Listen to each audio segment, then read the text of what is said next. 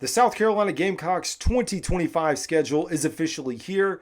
The SEC released it today. They are well ahead of the curve of the other conferences, getting a quick start. And man, we knew the opponents, we just didn't know the order. And now that is official. So let's go ahead, dive right in. We'll throw up the schedule here or here. I don't know where it's going to be. I'll get it in post editing.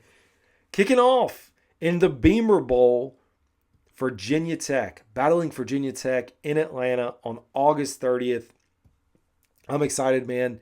As a fan of Shane Beamer, as a fan of Frank Beamer, who followed, along at Virginia Tech, love what they did there. I'm excited for this matchup. So we'll call it the Beamer Bowl. See if Shane can pull this out. Tough matchup, though, opening up the week. And again, as we talk about this out-of-conference scheduling, I think it's a valid point to start considering who you are scheduling in your out-of-conference, considering you are seeing other teams in the ACC, in the Big 12, the Big 10, making it into the playoffs because of an easier schedule and not being penalized for not having a tougher out-of-conference schedule. So August 30th, Virginia Tech. South Carolina State, cupcake game on September 6th. Everyone needs one of those. So remember the SEC schedule is the same as it was this year in 24. It's just flipped. So the home and away flips. So your same opponents. I don't know why they were so lazy to do this and couldn't, break it up a little bit. It's going to be tough, man. So you think playoffs, likely trying to get to 10 wins, 10-2, 11-1 to be able to have a chance at the playoffs. And you got to play the same teams you did last year. And we know how some of these matchups were. But you have Vanderbilt at home on the 13th. Travel to Missouri on the 20th.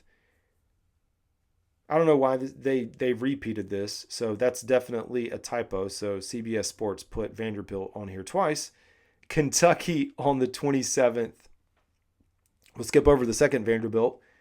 LSU at LSU on the 11th. Oklahoma at home on the 18th. Alabama on the 25th at home. Travel to Ole Miss. Travel to Texas A&M. And then Coastal Carolina and Clemson. That's a tough stretch at the end of the season. Not even talking about Clemson, but Coastal too. Like I would have, if I were them, would have much rather had South Carolina State on November 22nd versus Coastal Carolina, who's in FBS program. They could be competing for something in the Sun Belt. I mean, we know they've had some pretty good teams over the years.